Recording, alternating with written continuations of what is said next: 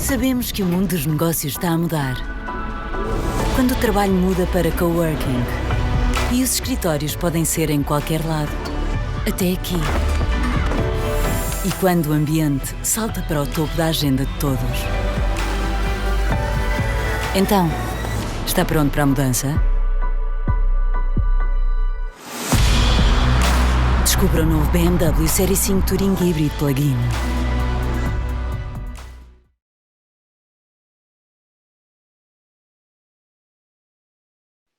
Ora, então, muito bom dia a todos, muito obrigada por estarem connosco neste webinar, que suponho que é de interesse específico e muito premente nos tempos que correm e nos tempos que aí vêm, sobre a eficiência energética na hotelaria, das tendências mundiais aos novos produtos. Este nós chamamos de um ciclo de P-Talks, de conversas com parceiros, porque, como sabem, a Associação de Hotelaria de Portugal tem com vários parceiros de diversa ordem, desde o ramo alimentar ao ramo da palamenta, de serviços, etc., vários parceiros que oferecem condições especiais aos nossos associados. E, portanto, vamos dar início a um ciclo que, de facto, pretende, por um lado, aproximar os parceiros dos nossos associados, por outro, dar a conhecer aos associados a panóplia de serviços e de bens que podem ser disponibilizados com condições especiais pelo facto de serem nossos associados. E abrimos, eu diria, com chave de ouro, não é? Este é o tema do momento. A eficiência energética, a sustentabilidade, no fundo, assento também no pilar da transição climática, de redução da pegada de carbono, naquilo que é também, que pesa substancialmente nas contas da nossa operação. E, portanto, temos connosco dois parceiros de referência. A Endesa, de facto, já faz parte, como sabem, dos grandes produtores integrados de energia no mundo. Temos com a Endesa uma parceria desde 2019. Este protocolo, além de oferecer condições específicas e mais vantajosas para os associados pelos serviços prestados pela Endesa, incluindo também o próprio preço da energia elétrica, tem servido de base para o desenvolvimento de iniciativas que promovem a competitividade e a redução de custos dos associados no âmbito geral da energia elétrica e da eficiência energética. Neste webinar, a Endesa é representada pela Endesa X, que é, dentro da pool das empresas da Endesa, a que tem os serviços energéticos em Portugal. Temos também connosco a Schneider. A Schneider Electric é uma empresa especialista global em gestão de energia e automação. É nossa parceira, já lá vão quase 6 anos, desde 2016, e tem-se desenvolvido realmente soluções muito interessantes e inovadoras e específicas para a hotelaria, onde, por exemplo, se inclui a tecnologia que permite, a partir de qualquer local, aceder ao consumo energético do hotel e controlar, de facto, controlar de acordo com o clima, com a ocupação do hotel, com cada quarto, qual é a posição dos blackouts, a iluminação, a temperatura, ar-condicionado, entre outras variáveis que afetam a eficiência energética. Portanto, há um contacto direto com o responsável do segmento da hotelaria, neste caso o Luís Sykes, que está connosco. Queria-vos dizer que podem depois deixar os vossos contactos e até para poderem ter uma avaliação mais tailor-made das vossas necessidades, quer à representante da Endesa, quer ao representante da Schneider Electric. E, last but not least, temos connosco um moderador de excelência, o professor Carlos Alegria, além de ser um querido amigo e faz parte dos corpos sociais da HP, é uma pessoa multitask, chamemos-lhe assim. Além de se ter doutorado no Imperial College e se ter licenciado no Instituto Superior Técnico, onde deu aulas durante muitos anos, foi responsável de várias cadeiras ligadas ao tema da energia, coordena e foi orientador de vários projetos de instalações elétricas, AVAC, cogerações, parques eólicos, mini-hídricas, centrais de biomassa, que é aquele que nós conhecemos melhor, e tem, de facto, várias especialidades e vários empreendimentos, etc. É auditor de energia, é promotor de energias renováveis e, sobretudo, aqui mais perto de nós, é hoteleiro. E, portanto, todas muitas e boas razões para fazerem dele o moderador de luxo num painel que eu acho que é verdadeiramente muito interessante. E pronto, mais uma vez, obrigada a todos pela vossa presença. Deixo novamente o desafio para interpelarem estes nossos parceiros para que possam ser soluções à vossa medida e uma boa manhã de trabalho. Adeus. Deus um bom dia. Obrigado, Cristina. A Cristina, uma vez mais, quando se trata de eficiência de energia, teima sempre em convidar-me para estas conferências. Obviamente, como ouviram, e obrigado pelos elogios que me fez na apresentação, e como também faço parte, como disse, dos órgãos sociais da HP, porque eu não tenho maneira de fugir. Eu, de facto, tenho um hotel e essa experiência foi interessante e a Cristina sabe. Foi um hotel feito por um professor universitário que é esquisito, que pôs dinheiro do seu bolso para fazer aquilo que ensinava aos alunos. É óbvio que nestas circunstâncias a brincadeira ao princípio saiu cara, mas devo dizer que teve frutos ao longo do tempo. Isto porquê? Porque não estou ligado à rede elétrica e, portanto, não estou sujeito a variações dos preços da energia elétrica. Na realidade, nós temos uma mini hídrica que vende a energia à EDP, assim como temos biomassa, painéis térmicos, painéis fotovoltaicos, e temos uma coisa muito engraçada, que é única no país, que é uma microgeração consumindo óleo usado na restauração para produção elétrica e calor. E este calor é depois utilizado para aquecimento ambiente e das águas sanitárias e também da piscina. No meio disto tudo, temos de facto um sistema de gestão de energia que pode ser controlado de qualquer parte do mundo, através de um smart telemóvel. Enfim, não vou falar de mim, estou insatisfeito porque tenho o hotel parado desde o dia 1 de outubro, mas enfim, eu não estou envolvido só na área da hotelaria e portanto tenho outras áreas em que tenho estado hoje em dia e a utilizá-las e portanto recebendo, fazendo receitas nessas outras empresas. O tema que vamos hoje discutir e apresentar neste webinar é, de facto, a eficiência energética na hotelaria. Eu costumo dizer que a melhor eficiência energética e a mais barata energia é aquela que não consumimos, óbvio. Portanto, tudo o que temos que fazer, todos os equipamentos que temos na nossa instalação, é tentar reduzir esse consumo, mas mantendo os objetivos para os quais esses equipamentos foram colocados. O tema da eficiência energética não é novo, mas promete acompanhar a sociedade tanto tempo quanto seja necessário para induzir comportamentos que ponham cidadãos e empresas a consumir menos energia e, por essa via, gerar menos emissões de dióxido de carbono. Reparem que há aqui uma relação muito próxima entre eficiência energética e emissões de dióxido de carbono. Na realidade, o que nós queremos é reduzir emissões de dióxido de carbono e, como tal, produzir menos energia. E, sobretudo, energia proveniente de fósseis, de combustíveis fósseis. A sustentabilidade é hoje uma tendência em toda a atividade hoteleira do pós-Covid. Eu devo dizer que toda a hotelaria tem estado, aquela que conhece e usa instalações de grande consumo de energia, tem usado, de facto, na procura de eficiência energética. Como é que evoluem os mercados em tempos de pandemia? De custo falamos? Quais os principais desafios e os maiores benefícios? Como gerir os hotéis de forma inteligente? É isto que hoje vamos falar. Para responder a estas perguntas, tal como a Cristina disse, vamos ter duas empresas parceiras da HP, a Endesa X e a Schneider Elétrica Portugal. Portanto, estão convidados hoje para ouvir este debate, onde são discutidas tendências, soluções e perspectivas de futuro para a eficiência energética na hotelaria.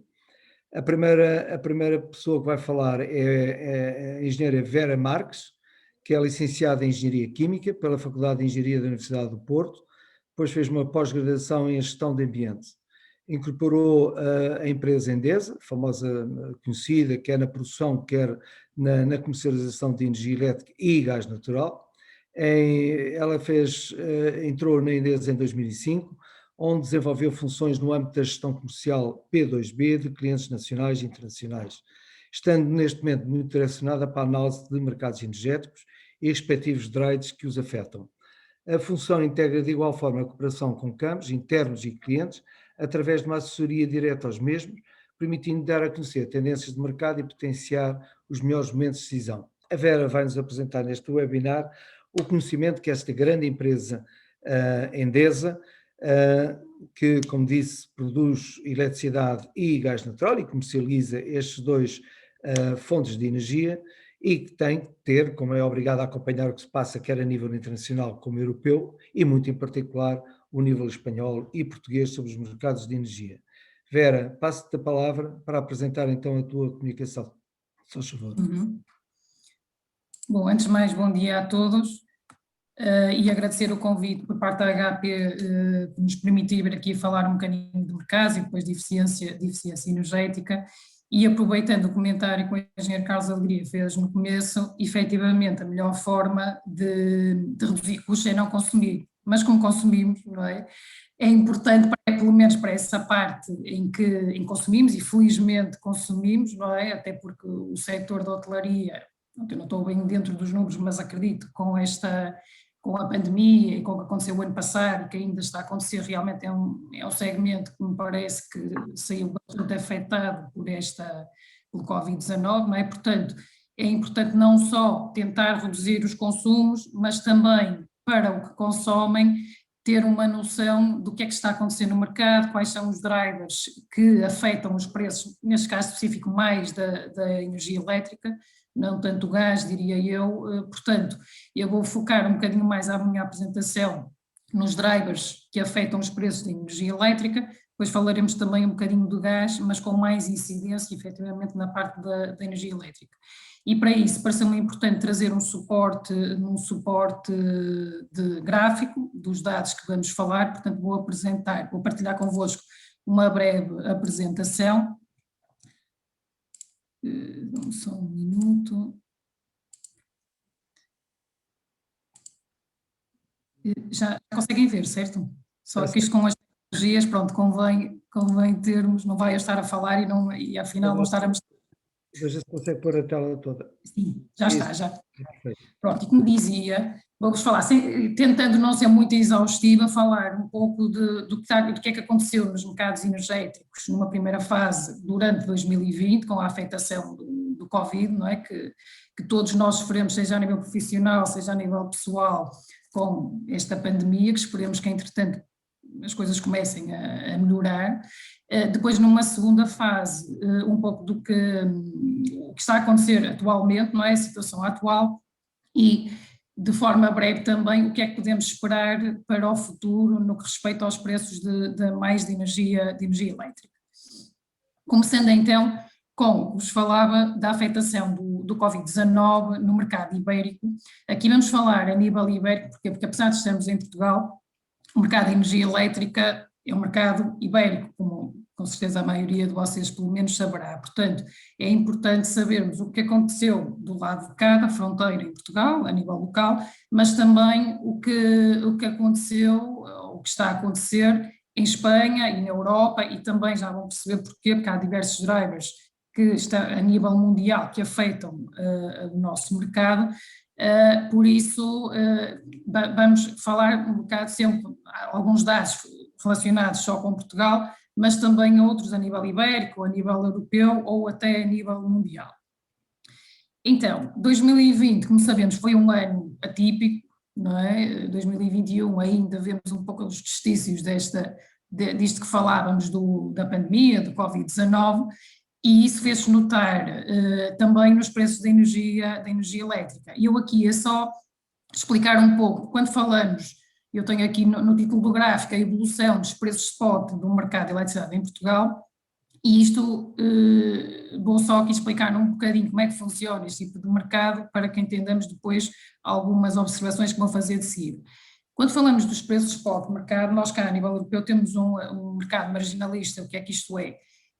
Em cada hora do dia tem que se fazer cruzar o consumo que existe em determinado mercado, neste caso para Portugal ou a nível ibérico, com a oferta em mercado, e quando falamos do lado da oferta estamos a falar da produção em si. Então, o operador de sistema, neste caso o OMIE, o que é que faz? Vai ordenando as ofertas que tem de preços de forma crescente,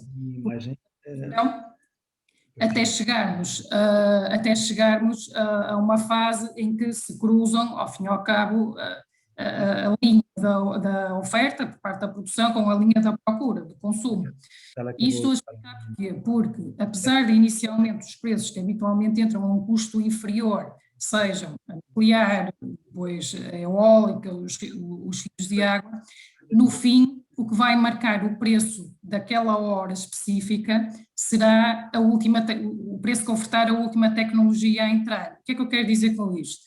Que pode acontecer numa determinada hora termos um peso significativo de renovável, que habitualmente é um preço inferior, mas se tiver que haver um backup ou que entrar no final o gás, por exemplo, o carvão, o preço daquela hora vai ser o preço que o gás ou o carvão, neste caso os ciclos combinados, apresentam em mercado, seja para os produtores, seja para depois o preço de mercado para os consumidores. Isto a explicar assim, de forma simples, porquê? Porque o ano passado o que vimos é que efetivamente, como todos sabemos, houve uma redução substancial da procura de eletricidade em Portugal, por exemplo aqui no mês de abril, que foi começando de meados de março até maio, mais ou menos, que foi quando existiram as medidas mais restritas de contenção do Covid-21, tivemos uma queda, em termos médios, de 13% do consumo, seja aqui em Portugal e em Espanha até um bocadinho superior, salvo eu, à volta dos 17%. O que é que isto faz? Que, havendo, é a lei do mercado, não é? Em todos os mercados, havendo uma queda da procura, os preços tendem também a reduzir-se. E aqui, se me permitem, neste período, eu vou aqui apontar, acho que conseguem ver, neste período específico do que falava, das medidas mais restritas da contenção da pandemia, para além de haver muito menos consumo, juntou-se, se me permitem a expressão, o útil ao agradável, isto é, houve uma queda de consumo justamente em meses em que houve uma produção muito elevada através de fontes de energia renováveis. E isto o que é que fez? Que realmente atingíssemos em abril um preço médio que não chegou aos 18 euros por megawatt-hora, um valor que não víamos desde, salvo erro, fevereiro de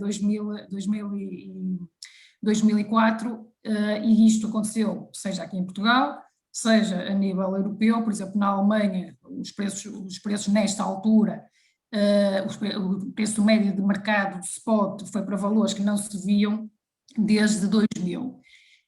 Isto para dizer o quê? Que realmente de todos os drivers que pudéssemos analisar, não é, que afetam os preços de mercado, realmente fosse em 2020, seja na situação ainda atual, o que mais peso tem tido é realmente o que acontece com a evolução da pandemia por via do consumo, conforme vos referia. Aqui, notar que nós ali falamos no slide anterior do preço de energia elétrica em si, mas a pandemia afetou, como sabem, todos os mercados de commodities a nível mundial, e eu trago aqui neste slide o exemplo do petróleo, do que aconteceu com o petróleo, porque parece-nos assim, o caso mais evidente da afetação da queda exponencial do consumo. E quando digo que aconteceu foi, com certeza isto todos se recordarão, não é? Porque realmente foi um facto histórico que nunca tinha acontecido, nem prevíamos que pudesse algum dia acontecer, foi em abril de 2020, nos Estados Unidos. Isto é o WTI, é o índice do preço de petróleo, pelo menos o que segue habitualmente com maior incidência nos Estados Unidos. Em abril tivemos um dia em que o preço do barril de petróleo foi para menos $37 por barril. O que é que isto quer dizer? Que nesse dia houve ofertas de produtores a pagar $37 por barril para se poderem, se me permitem a expressão, desfazer, não é, dessa quantidade de petróleo. Porquê? Porque a queda de consumo foi tal que as reservas estavam lotadas, não é? Estavam full, não havia forma de armazenar o petróleo e então tinham que se desfazer dele de alguma forma. Por isso, acabaram por pagar, não é? E pagar em mercado $37 por barril porque não tinham forma de o armazenar.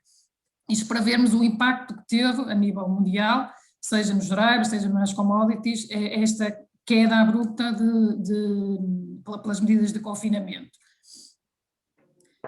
Depois passamos um bocadinho aqui, um pouco a retrospectiva de forma rápida da afetação do Covid durante 2020 e passamos agora para a situação atual. Quando falo da situação atual, se calhar no começo do ano de 2021, em que todos achávamos no final de 2020 que a situação realmente ia mudar para melhor e voltamos a ficar confinados, não é?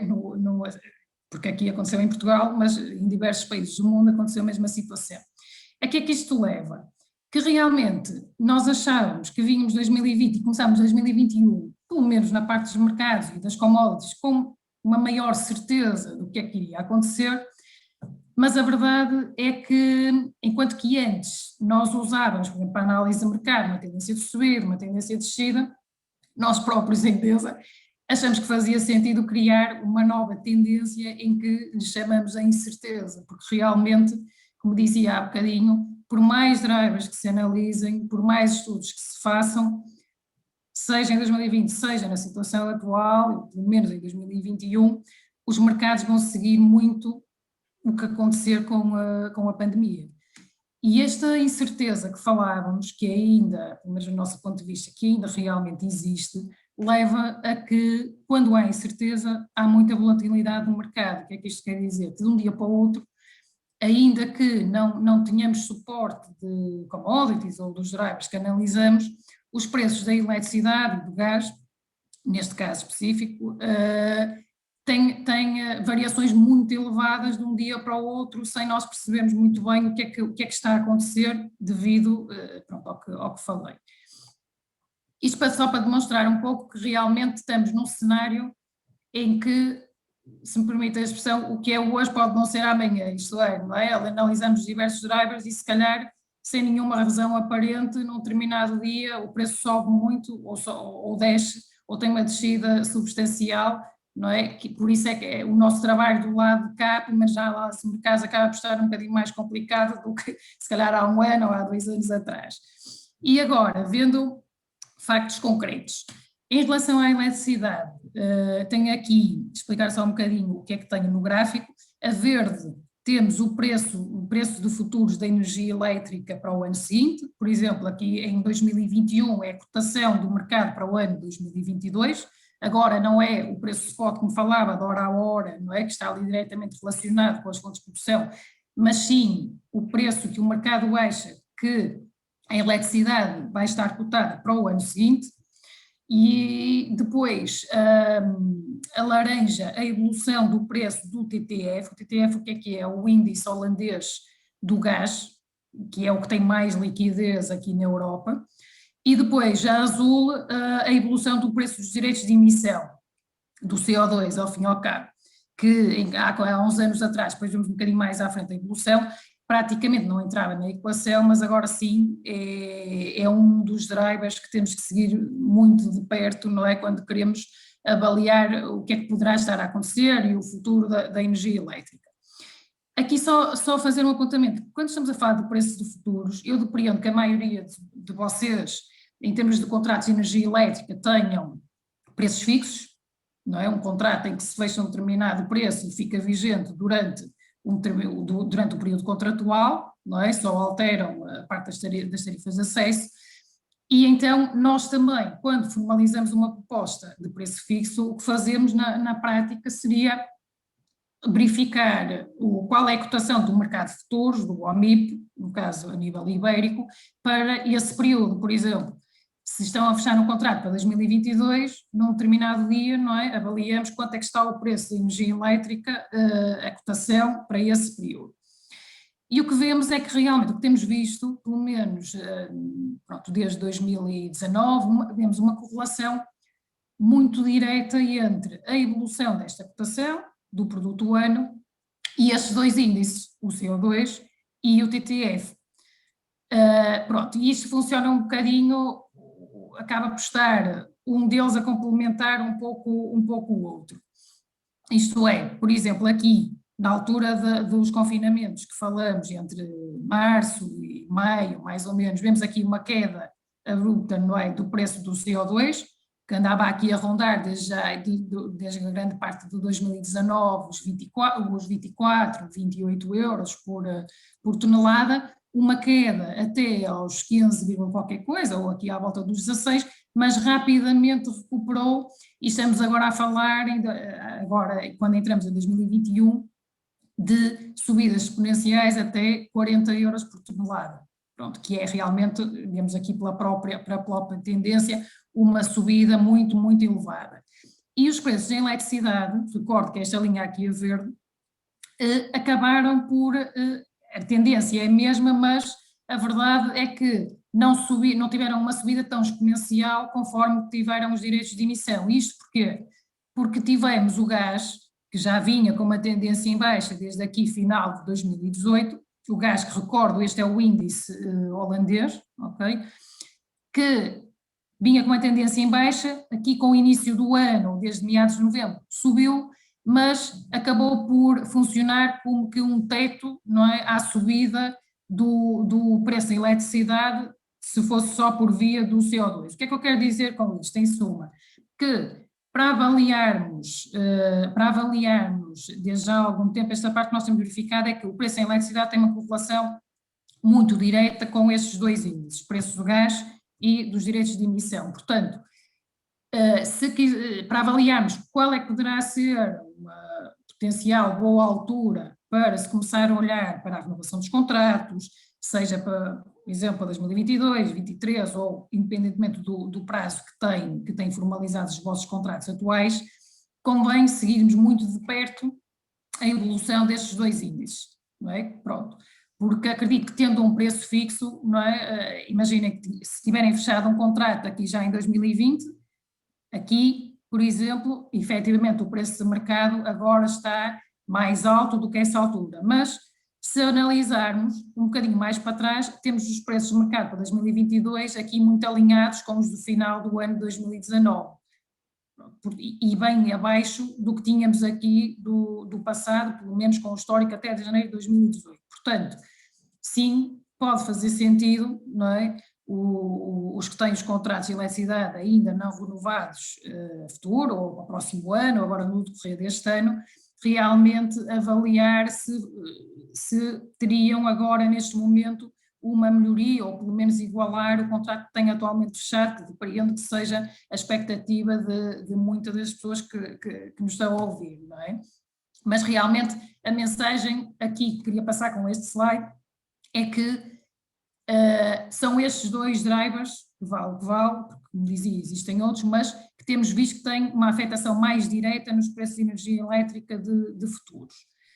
Aqui ponho um bocadinho com mais detalhe o que já vimos no outro gráfico, não é? Que realmente os direitos de emissão de CO2, nós ouvimos falar disto, seja na comunicação social, seja no nosso dia-a-dia, cada vez mais, não é? Porque realmente é a aposta, seja da União Europeia, seja a nível mundial, da transição energética e passa por uma redução importante dos direitos de emissão para a atmosfera, e isso vimos o ano passado, por exemplo, tínhamos uma meta de redução até 2030 de 40% e ela foi incrementada para os 55%, e isto também para que realmente compense haver investimento em energias renováveis, não é?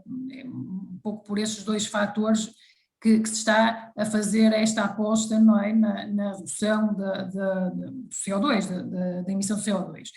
E por isso é que nós vemos aqui, e é isso que queria mostrar um pouco com este gráfico, que até 2018 praticamente o CO2 não entrava na equação dos custos de produção energética, ainda que no carvão e no gás natural, efetivamente eles existem, mas começou a ter muito mais influência quando, a partir de 2018, passamos de níveis de 5 euros, 5, 10 euros por tonelada para níveis agora atuais de 40 euros por tonelada, não é? E por esta razão também é que grande parte das centrais de carvão, seja por via da afetação das emissões de CO2, mas também estão a encerrar, não é? Ou está-se a diminuir cada vez menos o parque de carvão, parte de produção de carvão, porque realmente começa com estes níveis de CO2 a não ser rentável, não é? Produzir ou usar este backup ou ecotérmico com carvão, mas sim com gás natural.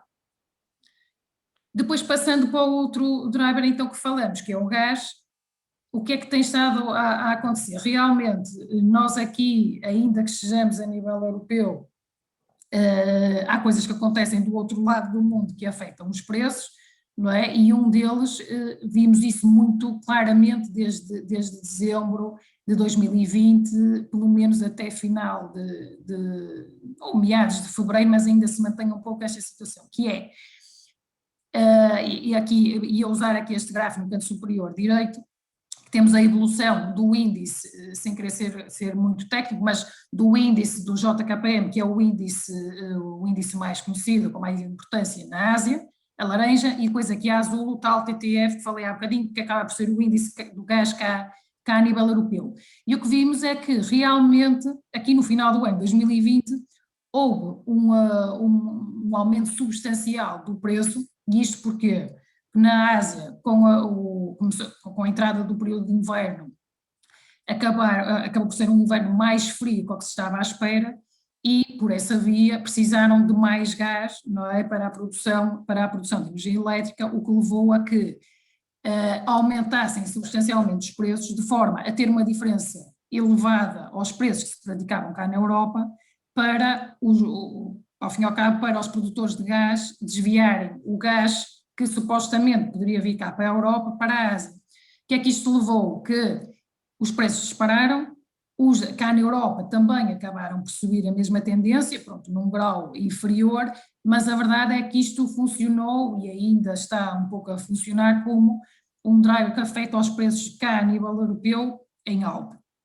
Depois temos também a situação dos armazenamentos de gás cá na Europa, que aconteceu um bocadinho aqui o que eu acabei de falar na Ásia, não é? Nós realmente com a entrada do período de inverno é normal que exista mais consumo de gás, portanto os preços são mais altos, mas não estávamos à espera em dezembro e em janeiro, inclusive um pouco ainda em fevereiro, que as temperaturas fossem tão baixas conforme as que estamos a verificar. E isso é que levou, que realmente vinhamos aqui de um cenário, este é a linha verde, o armazenamento aqui na Europa de gás, em que viéssemos até agosto, setembro, com uma situação bem favorável de armazenamento de gás face ao ano anterior, e com a entrada do inverno acabamos por inverter um pouco esta tendência e agora em 2021 ainda com maior incidência, que levou a que, em termos de reserva de gás cá na Europa, estejamos significativamente abaixo do que tínhamos o ano passado nesta altura, e inclusive é abaixo aqui da média dos últimos 5 anos.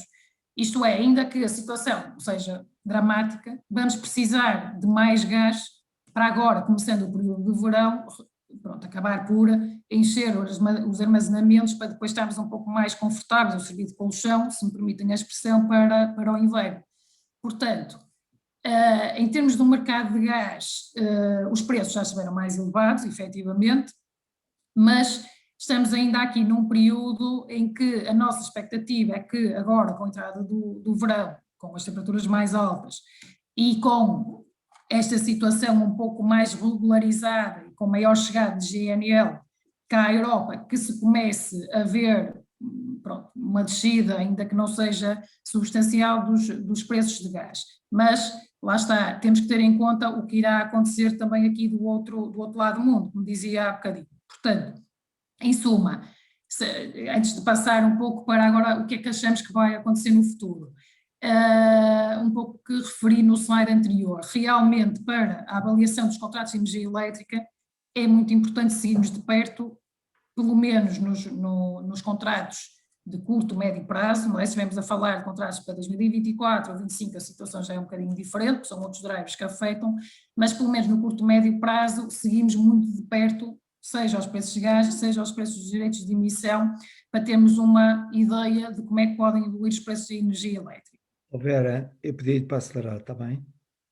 Sim, então agora a última fase faço um bocadinho mais rápido. Pronto, mas aqui também, no último ponto, é um bocadinho o que falava no início da apresentação, que é o que ouvimos todos os dias. Realmente, o futuro tem que passar pelo aumento do parque renovável, não é? A nível mundial, e aqui então de forma rápida é só demonstrar que realmente a nível, seja em Portugal, seja em Espanha, vou falar aqui os dados que tenho mais em Portugal e em Espanha, a nível ibérico, há uma aposta clara no aumento do parque de renovável, e isso ouvimos falar dos leilões, por exemplo, solar, que aconteceram a preços que nunca antes tinham visto, a preços mínimos, em que passamos da situação atual em Portugal de mais ou menos 20 mil megawatt-hora de potência instalada, para uma meta em 2030, com o PNEC 2030, de 20 de 20 mil para 30 mil megawatt-hora de potência instalada aqui em Portugal.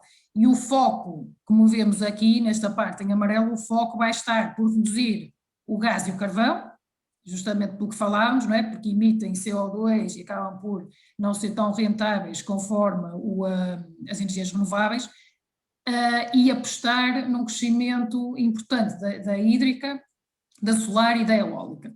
Aqui, sem tomar muito tempo, só referir que, apesar, pelo menos na minha opinião, apesar do incremento esperado para a energia renovável, vai ter sempre que existir um backup, não é? Pronto, portanto, o carvão, sim, acredito que em poucos anos, provavelmente, pronto, acaba por ter um peso residual, já o tem, não é, no mix de produção, mas realmente aqui o gás eu acho que ainda vão demorar alguns anos, não é, para que,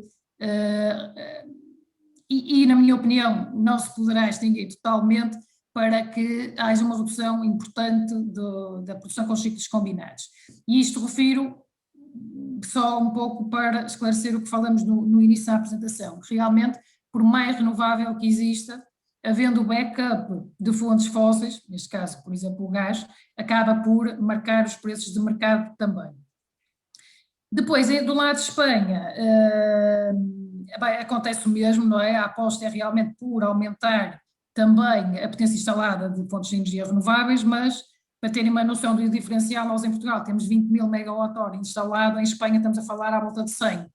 Por isso é que eu dizia no início que acontece do lado lá da fronteira, acaba até por ter mais influência em termos das fontes de produção de energia elétrica do que propriamente de Portugal, porque tem um peso muito, pronto, tem um peso muito diferente, não é? Estamos a falar de 20 mil em Portugal e 100 mil em Espanha. E também tem-se vindo a verificar um acréscimo importante das fontes de energia renováveis. Isto era a situação em 2000, por exemplo, quando temos hoje, não é? Em 2020, mas de notar que ainda não estão instaladas, mas temos mais ou menos 120 mil megawatt-horas adicionais já com a aprovação para a instalação, não é? E para entrada na rede. É claro que destes 120 mil não quer dizer que depois seja tudo instalado, mas é um aumento muito, muito importante de mais de 100% face ao que existe atualmente. Pronto, eu este cenário então passo, que já estamos um bocadinho fora, mas em suma, dizer-vos que realmente a aposta passa pela renovável. Se passa pela renovável, os preços de energia elétrica devem refletir isso, e por isso é que vemos aqui o caso de Portugal, a Verde e de Espanha, com o avançar dos anos, o preço da energia elétrica a reduzir-se, mas lá está, não esquecendo que por mais renovável que tenhamos, temos que ter sempre um backup e isso também vai acabar por marcar os preços de mercado. Pronto, e então finalizava assim de forma rápida a minha parte, depois potenciais questões falaremos então no final das apresentações. Obrigado. Obrigada eu. Tiravas a tela então, Vera. Ok, sim. Obrigado, Vera.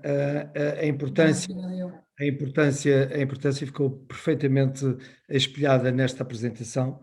Eu devo dizer que em abril do ano passado, exatamente até com a Endesa, acabei por comprar gás e eletricidade durante um ano ao preço muito mais barato. Portanto, temos que acompanhar o que vai no mercado internacional e os mercados energéticos para tomar decisões.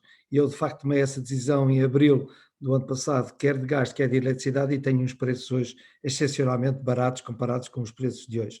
Enfim, eu não vou alongar mais, passava a seguir a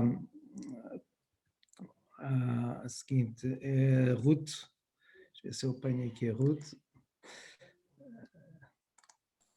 Bom dia. Ok, Ruth, Ruth, espera aí, ia-te apresentar. Espera aí um bocadinho, que eu apanhar aqui o teu curso. Ok, peço desculpa.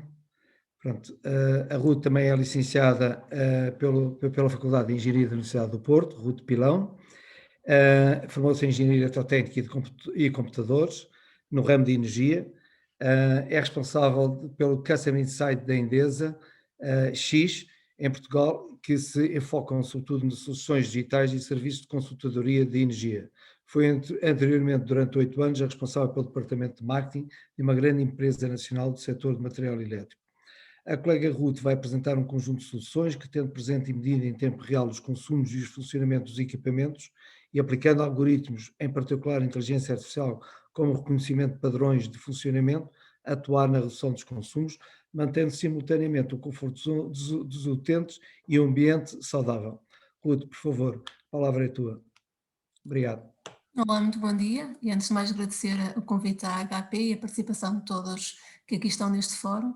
Eu vou passar já a apresentação, a partilha da minha apresentação, por forma também a ser célere e não Agradeço. ter com que demoremos muito mais e tentar limitar-me realmente aos 15 minutos. Ok, estão a ver, não estão? Estamos. Pronto. No que diz respeito aqui à nossa participação, e vocês estão habituados a ouvir falar na Endesa de uma forma geral, a Endesa faz parte de um grupo internacional presente em todos os cantos do mundo, do globo terrestre, que é a Enel, e nos últimos anos temos vindo realmente a perceber-nos que era necessário fazermos aqui uma distinção daquilo que é os serviços, a produção de energia e comercialização de energia no seu todo, e aquilo que são os serviços energéticos associados, e por isso mesmo, aos quais nós estamos desde sempre ligados, mas por isso mesmo, desde há 3 anos a esta parte, temos vindo aqui fazer uma separação, digamos assim, das empresas e a constituição de uma nova empresa dentro do grupo, como é evidente, que culminou em 2017 com a constituição da NLX e em meados do ano passado da Endesa X, tanto em Espanha como em Portugal, basicamente para levarmos a cabo isto que a Vera também mencionou várias vezes, que é a transição, que já foi mencionado também, a transição energética e de que forma é que podemos fazer essa transição energética que tanto se fala, seja na redução dos consumos, seja na eficiência energética, seja na forma efetivamente como consumimos, e realmente é importante tomarmos nós a consciência de como é que estamos a consumir para podermos atuar nas vertentes áreas das nossas instalações. Portanto, esse é o nosso objetivo, é simplificar essa utilização. Hoje em dia, eu penso que já não são só as empresas, não são só os serviços, não é só a indústria que tem que se preocupar da forma como consome. Mesmo nós, enquanto consumidores nas nossas habitações, temos que ter cada vez mais esta consciência de como é que podemos consumir. Por exemplo, quando é que nós podemos hoje em dia já uma enormidade de carros elétricos a circular nas vias, e quando é que nós podemos colocar o nosso carro a carregar em casa sem que isso afete todos os outros nossos consumos, por exemplo. Portanto, há realmente uma muito maior consciencialização de todos os consumidores da forma como é que se pode consumir e quando é que podem consumir, e inclusivamente como é que podem produzir energia, não é? Porque todos nós hoje em dia podemos ser produtores também de energia, seja para o autoconsumo, de uma forma bastante simplificada. Portanto, o nosso objetivo é simplificar todos esses processos.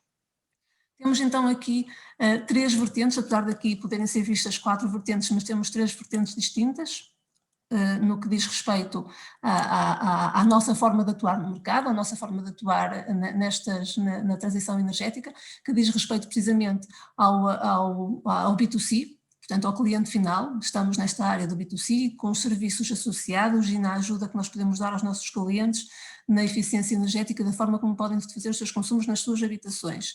Temos também o B2G, que se refere à utilização da energia nas cidades, seja que na iluminação pública, e como isso já é conhecimento geral e já se faz há bastante tempo, na gestão da iluminação pública, seja gerir a iluminação de uma forma mais eficiente com o controlo de acessos, seja termos uma segurança ainda maior no que diz respeito à circulação de pessoas ou de viaturas, seja inclusivamente depois na gestão eficiente energética dos edifícios do Estado também. Portanto, tudo isso englobamos na vertente do B2G.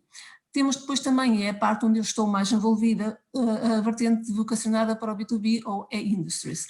Basicamente tratamos tudo aquilo que são os processos relacionados com as empresas, sejam elas pequenas, médias ou grandes empresas. Portanto, há aqui uma panóplia de serviços que nós oferecemos a estas distintas empresas, depois até porque a forma como nós podemos oferecer estes serviços vão ser diferentes dependendo do tipo de consumidor com o qual nós estamos a trabalhar, porque depois trabalhamos com empresas que são empresas familiares, trabalhamos com empresas médias empresas e com outras que são e que passa desde serviços, empresas de serviços, a indústria, portanto, uma panóplia imensa de situações diferentes às quais temos de nos adaptar, mas é esse o nosso core e é isso que nós queremos fazer também.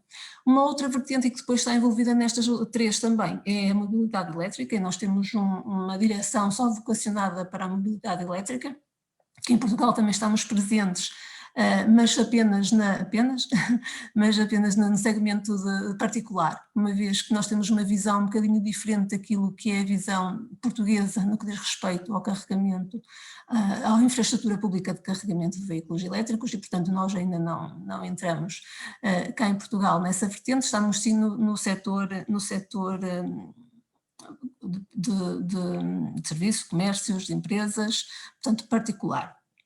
Avançando já para aquilo que me traz aqui, e eu aqui vou falar em 3 serviços, ou três serviços que podemos oferecer de uma forma digital. Os nossos serviços são muito mais, estamos envolvidos em muito outro tipo de serviços que oferecemos, seja ele solar fotovoltaico para autoconsumo, seja ele de iluminação eficiente, seja ele inclusivamente de chillers também. Portanto, temos uma panóplia de serviços que podemos oferecer, mas aqui vou-me centrar em 3, que são serviços digitais e que me parece que pode ser interessante também para o vosso setor de atividade. Naquilo que é o serviço de gestão energética, aquilo que nós oferecemos é uma plataforma acessível através de qualquer computador ou qualquer tablet ou qualquer telemóvel, em que o consumidor pode monitorizar os seus consumos online, se tiver equipamentos instalados que permitam ter essa visualização online, porque antes disso nós também oferecemos um serviço que é um serviço básico, que inclusivamente temos atualmente uma promoção até de acesso durante um determinado tempo gratuito para poder visualizar essas potencialidades, mas podem ter, portanto, uma visualização online daquilo que está a acontecer na instalação, como é que estão a consumir, inclusivamente ter alertas que vão receber no vosso e-mail ou até mesmo no vosso telemóvel uma mensagem a dizer: neste dia ou a esta hora o consumo foi superior àquilo que é habitual, daquilo que for definido, ou então até relativamente a consumos excessivos de energia reativa, que muitos de vocês com certeza estão atentos a isso também, que é uma da cláusula das faturas que se paga e que na sua grande maioria pode ser anulada ou quase na totalidade, e portanto também podemos receber alertas nesse sentido quando há um excesso de consumo de energia reativa, e permite-nos efetivamente muito mais rapidamente atuar sobre aquilo que está a acontecer na nossa instalação. Quando nós verificamos que existe uma anomalia, um defeito, conseguimos muito mais rapidamente chamar a equipa de manutenção para que verifiquem o que é que está a acontecer, conseguimos atuar num determinado setor, por exemplo, em que ficou algum circuito ligado quando não deveria ter ficado ligado, ou perceber se algum dos nossos equipamentos está a consumir demais ou demasiado daquilo que era previsto que consumisse, porque se calhar já está obsoleto e efetivamente começa a ter consumos já demasiado altos. Portanto, através do sistema de gestão de energia conseguimos ter esta visualização e permite-nos atuar sobre estas situações e com isso poupar. Ao mesmo tempo, lançamos também, e é um serviço relativamente recente, que é o Comfort Management. Relativamente ao Comfort Management, é um serviço muito vocacionado para edifícios. O que é que nos permite fazer? Permite-nos, através da inteligência artificial, através de algoritmos de inteligência artificial, perceber como é que o edifício está a consumir, quanto é que está a consumir, e ao mesmo tempo atuar mediante determinados inputs que nós damos ao próprio sistema. Ou seja, conseguimos fazer com que, por exemplo, os ar condicionados funcionem mais ou menos mediante a ocupação dos espaços, por exemplo, conseguimos estabelecer um set point ótimo, ou com este set point ótimo conseguimos minimizar o consumo de energia, porque nós só vamos estar a fazer funcionar, os equipamentos só vão estar a funcionar quando efetivamente eles são necessários, ou vão funcionar mais ou menos, mediante aquilo que são os pré-estabelecimentos que nós fizemos e daquilo que nós também ao todo momento vamos percebendo no nosso sistema e vamos dando ordens, e o sistema vai-se apercebendo como é que funciona e vai dando ordens para que ele funcione ou deixe de funcionar. O próprio consumidor, o cliente, tem acesso através de uma dashboard às várias análises que estão a acontecer, portanto aquilo que pretende analisar a cada momento. Com isto permite realmente ter, acima de tudo, o conforto do próprio edifício, ou seja, quem entra lá não vai notar nada de especial, vai notar que está confortável, portanto tem um ambiente confortável, e ao mesmo tempo permite-nos também ter poupanças no que diz respeito ao consumo de energia, porque não vamos estar a fazer equipamentos funcionar sem que eles efetivamente sejam necessários. Permite-nos então a visualização de dados em tempo real, seja eles de consumos, quilowatt-hora, temperatura, analisa também a temperatura e faz uma previsão também daquilo que vai acontecer nos próximos dias, e com isso começa logo a adaptar o próprio software de forma a dar indicações às máquinas que se preparem, porque vão ter que atuar de uma determinada forma. Portanto, tudo isto em remoto, tudo isto sem termos que atuar nas máquinas que já estão instaladas, portanto não há um grande investimento em substituição de máquinas, não, nós vamos atuar nas máquinas que já estão instaladas e com isso conseguimos logo à partida ter poupanças significativas. Com isso também podemos chegar à conclusão, passado 1 ano ou 2, que se calhar as máquinas, ou beneficiaríamos em substituir essas máquinas, mas é algo que se pode fazer depois com uma análise mais profunda do seu funcionamento. No que diz respeito ainda nesta área do Comfort Management, há uma área na qual nós estamos também a investir bastante, e nesta época covidiana, que já vamos há 1 ano nesta situação, e que tudo indica que tão cedo não vai acabar, pode abrandar, com certeza que vai abrandar, mas devemos continuar a conviver com este tipo de situações. Parece-nos muito importante também darmos aqui algum serviço no que diz respeito à qualidade do ar que se vive dentro dos edifícios. Há determinadas regras que nós podemos seguir e que vão minimizar a questão da propagação dos vírus, mas há também determinadas gestões que podemos fazer, determinados parâmetros que efetivamente nos vai permitir proporcionar aos nossos visitantes, aos nossos clientes, uma melhor percepção daquilo que é a qualidade do ar e, portanto, ter menos receio de que haja contágio ou haja propagação dos vírus. Existem efetivamente temos aqui 4 práticas, 4 parâmetros que podemos seguir, seja a utilização de EPIs, seja as boas práticas, ou seja, os comportamentos que todos nós devemos ter, e desde há 1 ano esta parte toda a gente nos tentou ensinar como é que devemos espirrar, e isso é uma das boas práticas, mas depois já há aquilo que nós podemos fazer dentro dos nossos edifícios, que é separar fisicamente as pessoas do patogénio, do vírus, ou remover até esse vírus ou os patogénios de dentro dos edifícios. E é nisto que nós queremos ajudar, é nestes 2 parâmetros que nós queremos ajudar e acreditamos que temos aqui uma solução bastante interessante para fazer isso mesmo e dar esta confiança aos consumidores. Porque eu acho que, sinceramente, sendo certo que a atividade hoteleira tem sofrido imenso neste último ano, eu também acho que quando houver abertura da economia, a atividade hoteleira vai ser aquela que mais rapidamente vai retomar, porque não haja dúvidas que todos nós estamos muito ansiosos para voltar a viajar e voltar a ficar em hotéis e voltar a ter uma vida relativamente normal. Portanto, eu acredito que sim, isso vai acontecer e não é uma questão de esperança, é uma questão realmente que é a realidade, que nós percebemos isso no nosso dia-a-dia, não é? Toda a gente está ansiosa por tomar um pequeno almoço no hotel, não haja dúvida.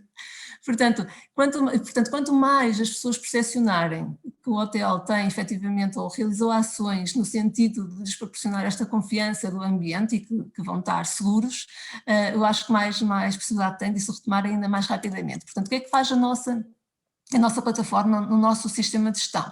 Avalia constantemente a qualidade do ar em termos de CO2 existente no ambiente, avalia também a quantidade de pessoas através de gestão de acessos, controle de acessos nesse mesmo edifício, e com esta avaliação faz que o funcionamento da ventilação também conseguimos realmente não a totalidade, e outros que possam existir no ambiente dos edifícios. Portanto, esta é a grande vantagem, a grande forma que nós temos de realmente conseguir ajudar neste momento esta área, a parte dos edifícios, a dar segurança também aos clientes e àqueles que entrem nos edifícios. Portanto, temos então aqui as 2 vertentes que eu falei antes, que entram depois aqui nesta situação do Air Quality, que é através do SGE conseguimos monitorizar os níveis de CO2, conseguimos monitorizar a gestão da capacidade do próprio edifício, e com o Comfort Management conseguimos atuar nos vários dispositivos que nos permitem depois fazer a ventilação do ar, fazer também depois um nível de conforto ótimo para quem entra também não se sinta desconfortável lá dentro, e portanto gerimos à distância, de uma forma digital, estes 2 processos. Através do sistema de gestão energética, então, controlamos a temperatura, a umidade, o CO2, o cliente tem acesso, portanto, o gestor do edifício, e isto depois também existem vários níveis de acesso que pode ser dado às várias pessoas que queiram aceder a este serviço dentro do próprio edifício, mas pode ter acesso a todos os dados 24 sobre 24, 7 dias por semana, todos os dias do ano, consegue ter os painéis informativos customizados e lá está, e nesta área depois são customizados dependendo do utilizador que utiliza o sistema, portanto eu enquanto gestor posso ter acesso a tudo e depois posso não dar acesso a tudo a alguém que está a trabalhar comigo, portanto vai ter só acesso a uma determinada área do edifício ou a determinados parâmetros.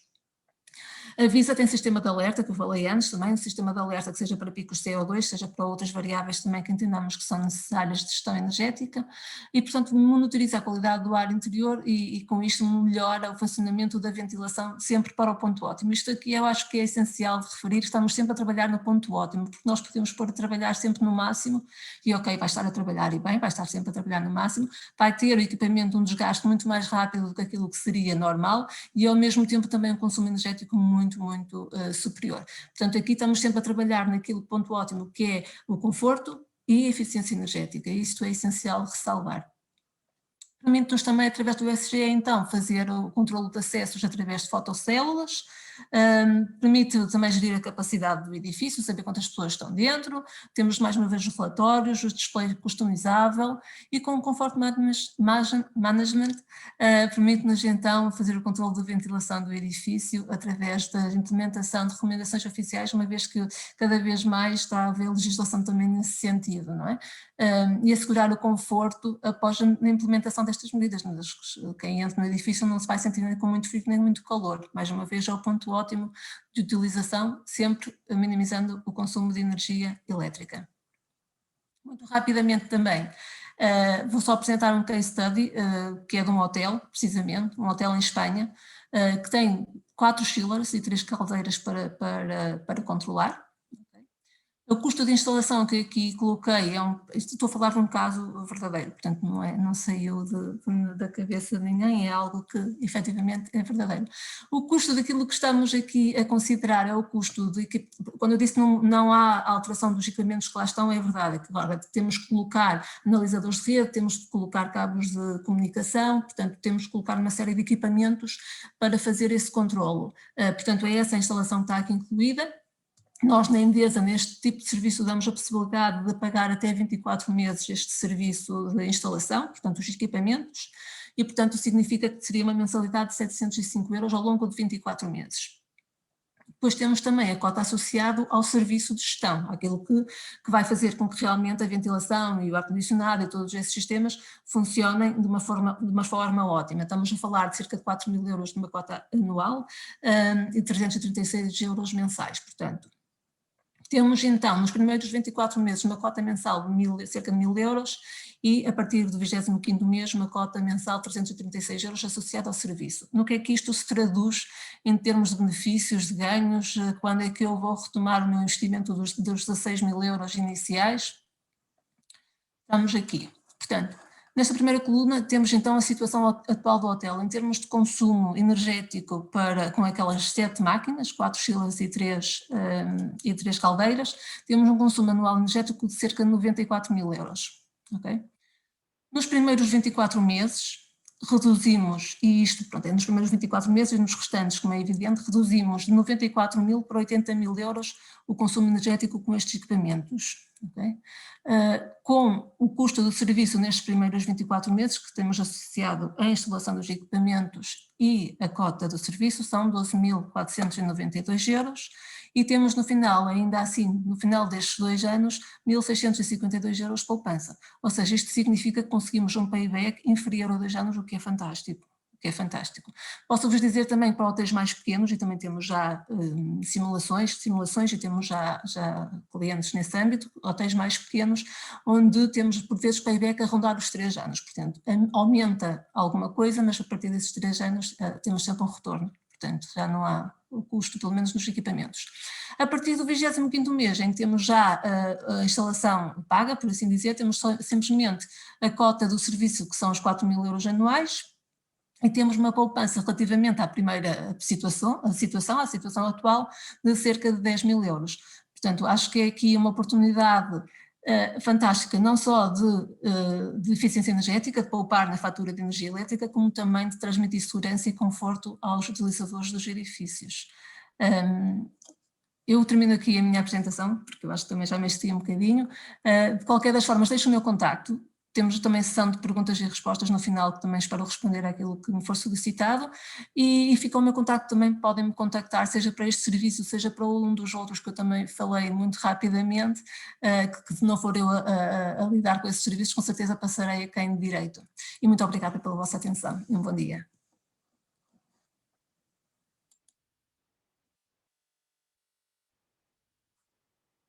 Está em mute, Carlos, está em mute.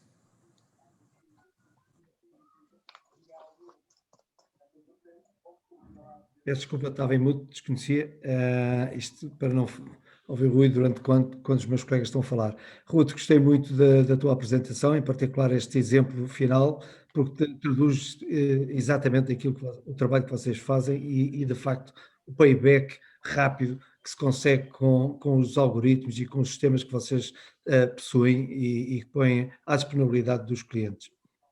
Passava imediatamente ao outro colega, que é o Luís Sykes, é licenciado em Engenharia Eletrotécnica e pós-graduado em Facility Management, está na Schneider Portugal desde 2005, sendo especialista em sistemas de gestão técnica e de energia em edifícios.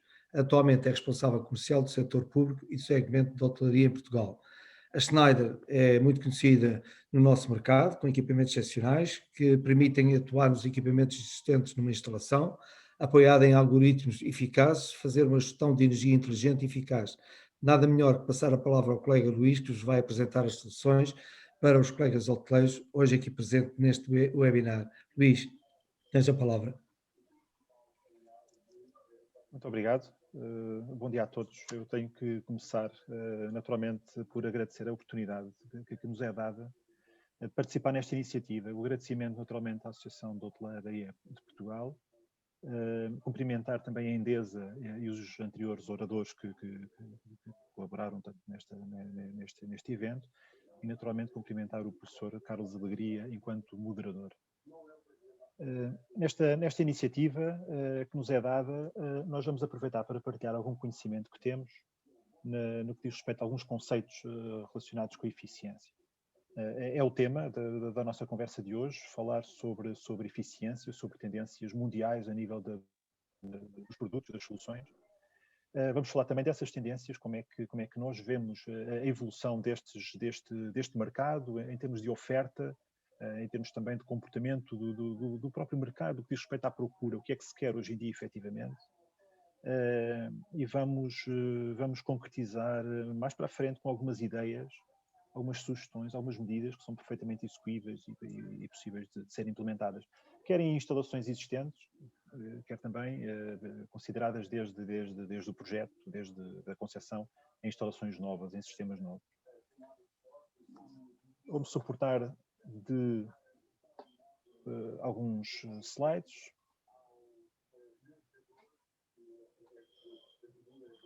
Que farão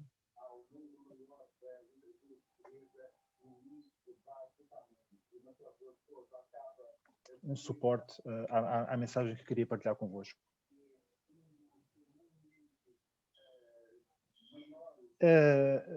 Há aqui alguns conceitos de base que eu gostava de introduzir para que haja uma razão de ser de toda esta leitura, toda esta análise e para que também em conjunto com aqueles que nos ouvem, cada um refletirá um pouco sobre a realidade, sobre o seu background profissional, sobre o projeto onde está envolvido. Portanto, isto fará sentido mais ou menos de forma diferente em cada um, mas há aqui uma base que é importante introduzir. Nós, quando falamos em eficiência, e se formos à definição da própria eficiência, esta avalia como se faz as coisas. Diz que uma operação foi realizada de forma eficiente quando consumiu o mínimo de recursos na obtenção de determinado resultado. A eficiência melhora-se otimizando continuamente as operações. Para aumentar essa eficiência, as empresas analisam detalhadamente os processos, medindo recursos e resultados, procurando obter ganhos incrementais. Portanto, não há medidas que se tomem de forma inocente, há certamente por trás implicações financeiras que determinam o avanço ou porventura a suspensão ou o desinteresse em determinadas medidas. De nada serve ser eficiente se não se for eficaz. Isto é o quê? A gestão dos recursos não pode comprometer o atingir daquele objetivo. Portanto, uma coisa não está dissociada da outra. O que é que já foi feito? Olhar um pouco para a nossa realidade e cingir-nos à nossa realidade em Portugal. Já muito foi feito ao nível do edificado, no setor comercial, no retalho. Os edifícios em geral também, e os hotéis naturalmente, já fizeram muito para a otimização do desempenho energético. Portanto, nós não estamos a falar de implementação de medidas desde ontem. A eficiência energética é um tema, já foi introduzido no discurso há muito tempo, já se percebeu muito a razão de ser deste conceito, o impacto que tem também nos custos, na exploração associada, e já há alguns anos, bons anos, que algumas medidas foram sendo tomadas. De uma forma generalizada, as grandes medidas já foram tomadas. Se refletirmos um pouco, já muitos de nós trocámos as lâmpadas incandescentes, os halogénios, por fluorescentes, a determinada altura. Já convertemos as fluorescentes em LEDs, já substituímos janelas com pouquíssimo grau de eficiência por corte térmico, por vidros duplos, vidros térmicos com reflexão de UV, etc. Portanto, se pensarmos bem, já houve uma grande quantidade de medidas, mais nos casos, menos noutros, certamente, que já foram tomados. Por exemplo, no retalho, para dar exemplos de outros ramos de atividade, também é importante olhar em redor e tirar até ideias do que é que já se fez.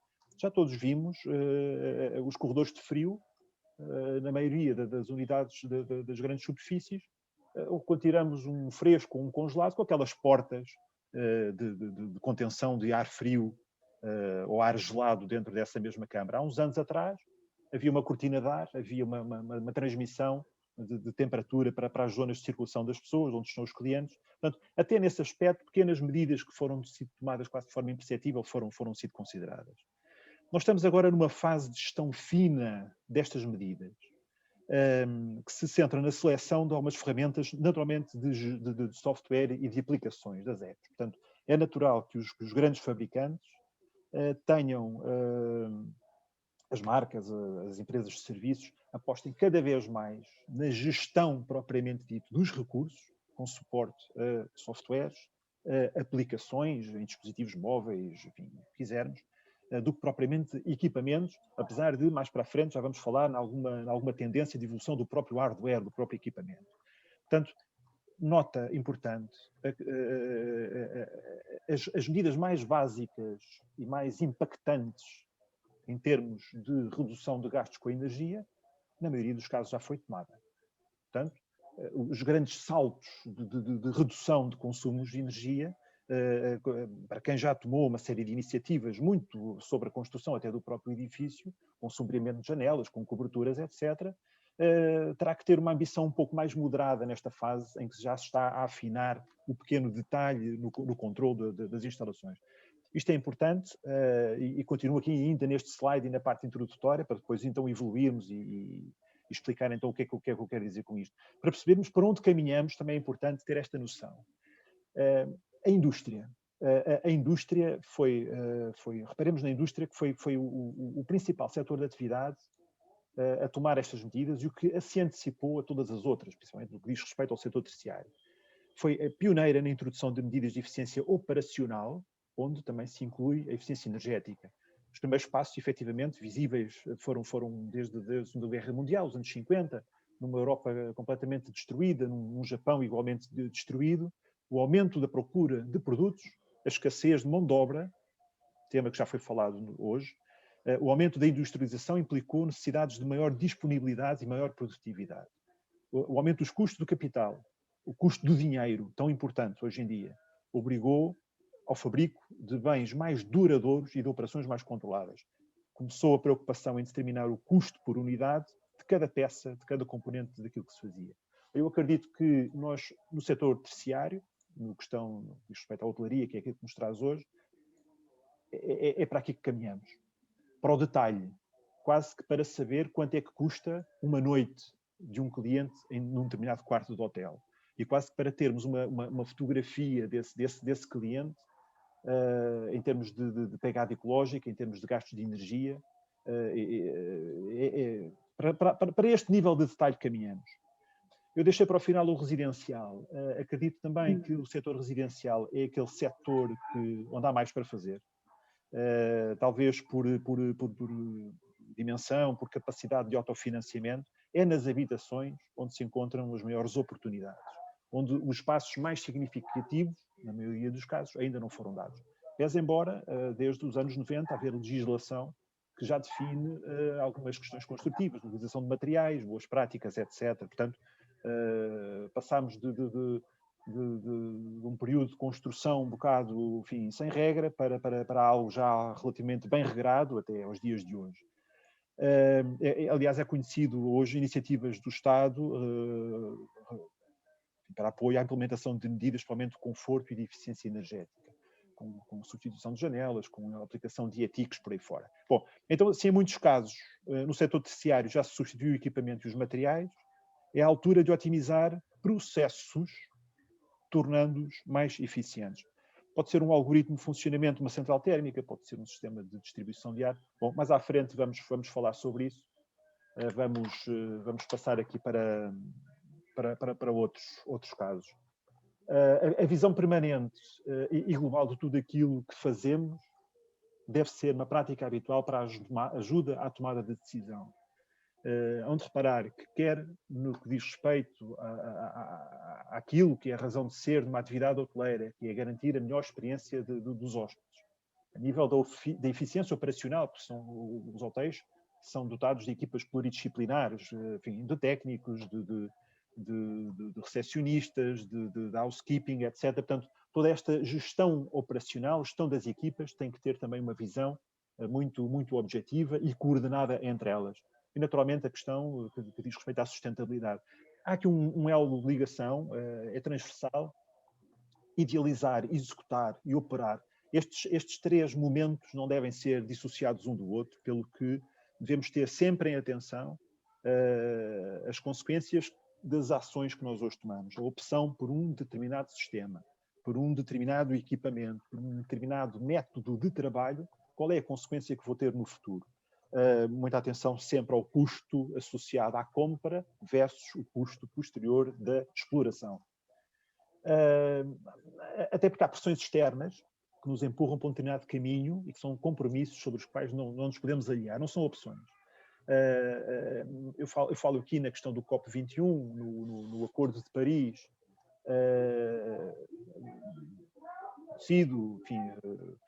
com medidas de médio e longo prazo, portanto até 2050, uma série de iniciativas por causa do limite do aumento de degradação de temperatura fim deste período, portanto qual é o impacto que se quer a isto na atmosfera, a importância que um ou outro governo dá, enfim, a estas iniciativas, a saída dos Estados Unidos e agora o voltar dos Estados Unidos com o atual presidente para o Acordo de Paris, para o COP21, vem certamente reforçar a importância desta medida, desta iniciativa. É muito importante que tenhamos isto em consciência, porque não é nada que possamos olhar e achar que não faz sentido. Sobre expectativas, eu falo aqui em expectativas, nós estamos perante Então, tudo bem. o surgimento de uma nova fase de procura estabelecer unidades e sistemas de elevados desempenho. Isto é fruto de dois fatores, claramente. A economia global, que induz a busca de muito maior competitividade, não há volta a dar.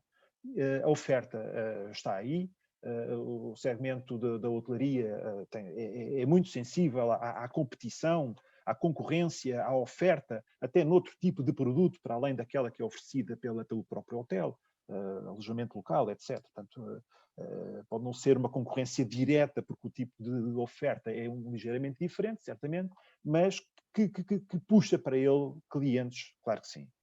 Exigências, segundo ponto, exigências crescentes nas questões de segurança, saúde e ambiente.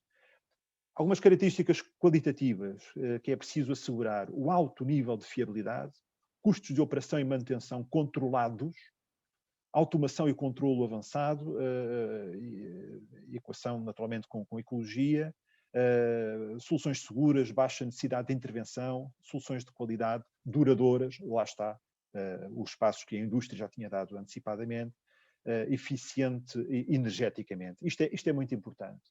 E é muito importante, e antes de passar agora a uma parte mais material, mais concreta, para implementar com sucesso este tipo de medidas, é preciso usar referências de excelência traduzidas por benchmarking no segmento de negócios. Nós não estamos sozinhos, nós temos que conhecer os demais players que existem no mercado, que práticas é que são postas em prática, inclusive dentro de grupos ou de cadeias de hotelaria, devemos e ter essa preocupação de comparar as unidades que fazem parte desse grupo, porque é que há unidades que são mais eficientes do que outras, terá a ver com a geografia, terá a ver com o posicionamento do próprio edifício face à exposição solar, porventura, terá a ver com isolamentos ou com práticas nele praticadas, tem que ser analisado. E, em segundo, a elaboração de planos de ação, padrões, procedimentos que permitam atingir os referenciais estabelecidos nas diversas fases. Portanto, ter planos de ação, ter a coisa bem pensada, bem estruturada, para, no passo seguinte, avançarmos com dados concretos. Perante este enquadramento, como é que olhamos para as soluções? De que forma podemos pegar neste problema?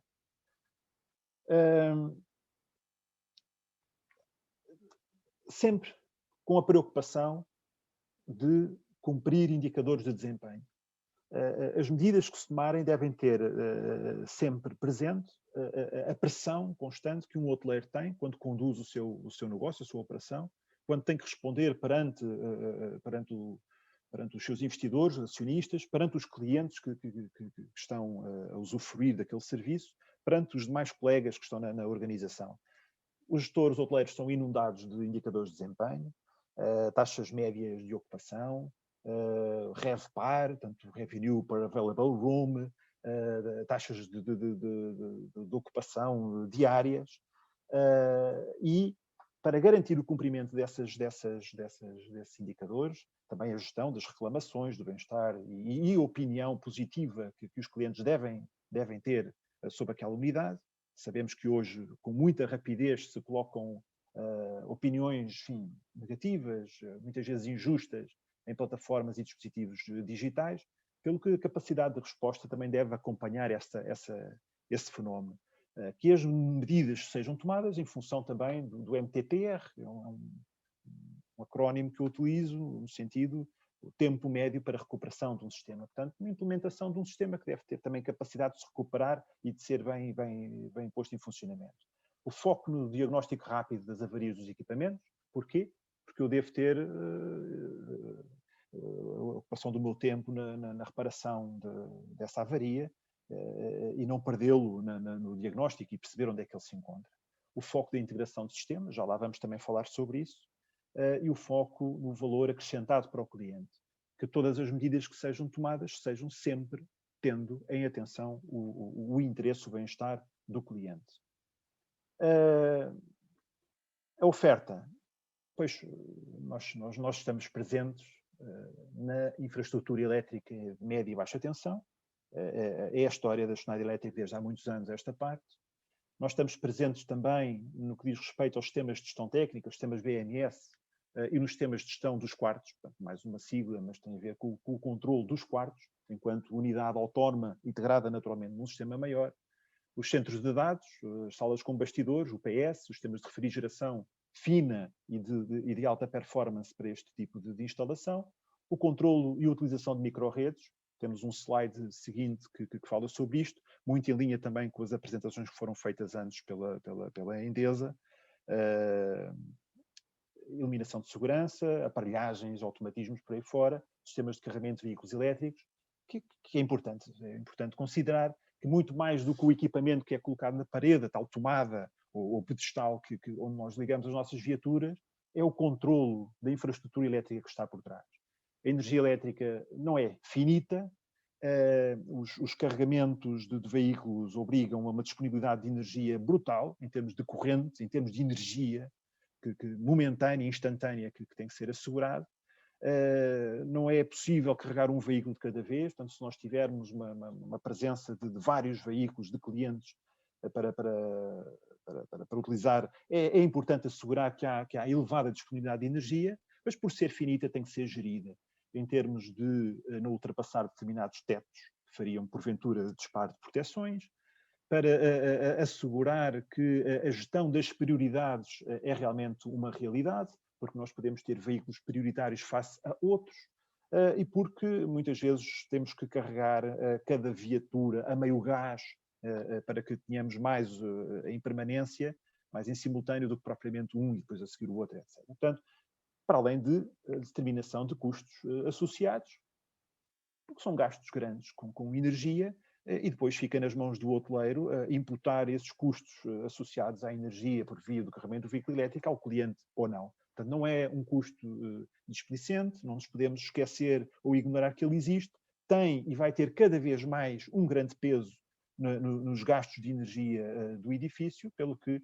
os sistemas que estão por trás considero que são tão ou mais importantes do que o próprio carregador onde nós ligamos a viatura.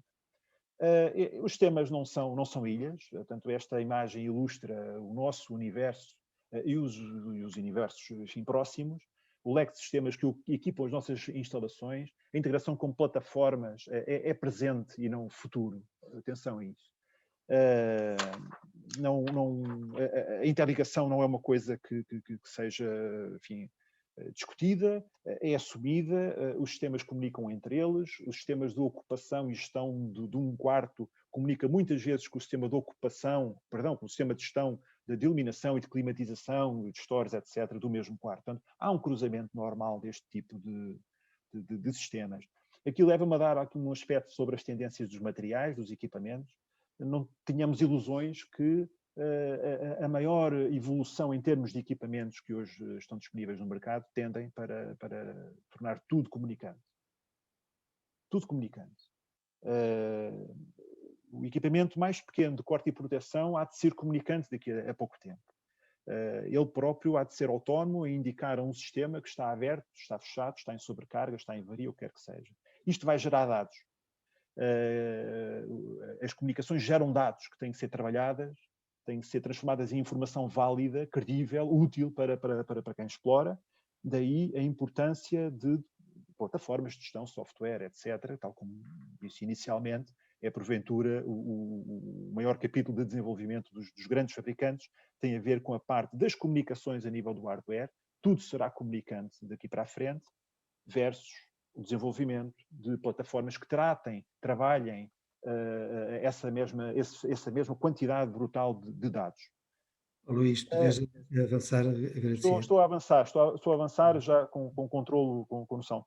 Nós temos aqui também uma imagem da tal questão das micro-redes, a importância de ter uma visão sobre todas as fontes possíveis de origem da energia, quer por via de fontes renováveis, quer armazenamento, podemos ter storage nas nossas instalações, podemos ter grupos diesel, eventualmente, muito reservados à emergência, naturalmente, ou podemos estar ligados a uma rede. Toda esta opção deve ser feita de forma automática, com noção de custos, qual a origem ótima de energia para o momento em que estamos, portanto, qual é a comutação que eu devo ter da rede. Ferramentas, claro, de software que nos ajudam, para além da operação técnica, para além de se destinar a ser uma ferramenta de gestão para técnicos, também uma ferramenta de gestão para gestores, para não técnicos, para pessoas que estão noutro métier de atividade, que estão à frente e que conduzem o ativo. Isto é muito importante. É importante termos, naturalmente, a visão, e agora concretizo com algumas medidas muito objetivas, deixei aqui para o final, antes depois um ou outro caso de sucesso que também podemos trazer para discussão. Ter noção do ciclo de vida, do momento em que estamos da exploração do edifício. Estamos em momento de CAPEX ou estamos em momento de exploração, em momento de OPEX? Eu posso dar aqui algumas medidas concretas para a redução dos custos, não só para edifícios existentes, também para novos, se pensares anteriormente. A questão da medição da energia é muito importante. Ter consciência dos gastos com a energia, okay? Quanto, onde e quando, é por si fator determinante para a alteração de comportamentos. Não pode ser de outra forma. Então, nós já não fazemos só contagens de energia para saber quanto é que se consome, fazia-se há muitos anos, tinha um contador ao lado do nosso fornecedor, quase que para ver se ele nos estava a cobrar o que era devido. Nós hoje já passamos para o onde, se é na iluminação, se é no AVAC, se é noutro tipo de equipamentos, e agora para o quando. Quando é que se consome determinado tipo de energia? Ou seja, porquê um consumo tão elevado à noite? Porquê um consumo tão elevado num fim de semana em que eu tenho uma ocupação inferior àquela que vinha de trás? Muitas vezes gastamos porque não sabemos que estamos a gastar. Ficaram equipamentos a funcionar em pleno, equipamentos de grande consumo que deviam ser desligados. Utilizar, se necessário, consumir o mínimo sem comprometer a operação, com detectores de movimento, com introdução de horários, com set points dinâmicos. Okay? Um set point é um ajuste pré-determinado de um determinado equipamento, muitas vezes corre o dia todo. Fará sentido, porventura não, tendo em conta que a utilização de um quarto de hotel é feito nas pontas do dia pelos clientes, os clientes não passam lá o dia. Balizas de funcionamento, limitar a utilização de determinado sistema, determinação de regras. Analisar as faturas. Já foi falado aqui pela colega que é necessário um olhar crítico às faturas dos gastos com a energia. É um documento contabilístico, normalmente vai parar à contabilidade, dá-se ordem de se pagar e acabou, não é lido com a atenção que deve. Os custos associados à energia reativa, por exemplo, a análise da potência que está contratada, será que está adequada àquilo que realmente se consome? E algoritmos de funcionamento. Este é o ponto que, porventura, dou aqui maior destaque e que não é normal falar sobre isto. Quem tem sistemas de gestão técnica, quem não os tem devia ter, quem não tem sistemas BMS devia ter atenção, que é preciso controlar os subsistemas que estão na sua instalação. Os sistemas de gestão são implementados por empresas integradoras de sistemas, integradores de sistemas. São empresas especialistas e certificadas pelos fabricantes para implementar este tipo de soluções, mas os algoritmos, a forma como são postos a funcionar, são do momento da construção do edifício. Com base em premissas e diretrizes que vêm de projeto, quando os projetos têm essa preocupação, mas o edifício arranca e o algoritmo inicial, que não tem em conta muitas vezes especificidades e características únicas daquele edifício, vivem durante todo o período de exploração. O que é que eu digo? Que muitas vezes vale a pena, 1 ano, 2 anos, 3 anos depois da abertura do edifício, rever com aquela empresa integradora que fez o trabalho quando novo, se o algoritmo que define as regras, o cruzamento de dados, o melhor modelo de funcionamento está ou não está atualizado. Porque há variáveis que não se podem antecipar, que não se tem conhecimento quando a construção. E acreditem que há muitas medidas que são tomadas a posteriori que resultam numa redução efetiva de gastos com energia. Eu termino só com uma ilustração do seguinte, que tem a ver com um caso, são 2, são vários, são inúmeros, felizmente, de medidas que foram implementadas que se traduziram em reduções reais, não só da energia, mas falávamos há pouco de eficiência também operacional, neste caso redução de horas de manutenção, porque se teve controlo, porque se teve visibilidade, porque se teve mão no sistema que está por trás. Portanto, para além de medidas no que diz respeito à variação de velocidade, controle local, controle fino, lá está, também o facto de termos esta capilaridade de informação permite-nos reduzir outros indicadores para além da energia, que deve ser efetivamente uma preocupação. O último slide, de vários exemplos que podia dar, são fora de Portugal, podiam ser feitos cá em Portugal. Temos casos locais onde estas medidas foram implementadas. Claro que sim. Fica então a mensagem a reter. A realidade de hoje e para uma era pós-Covid, a qual já todos estamos a preparar, claro que nos estamos a preparar para esta era, são estas 3 mudanças radicais. Como é que se atinge com uma plataforma madura, com soluções testadas, validadas, simples, abertas e focadas?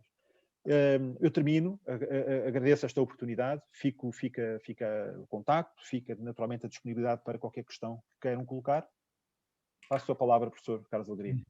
Obrigado, Luís. De facto, a informática ligada aos edifícios hoje potencializa uma data de ideias e de projetos e de execuções e de atuações, de modo a reduzir os consumos energéticos de um edifício, seja ele hoteleiro ou de escritórios ou mesmo de habitação. Eu tinha aqui quatro pontos que punha à vossa consideração. Redução de custos, para além das eficiências de lado do sistema de gestão de energia, que outras coisas podemos utilizar para reduzir significativamente, em particular energias renováveis, o que é que se pode fazer neste campo?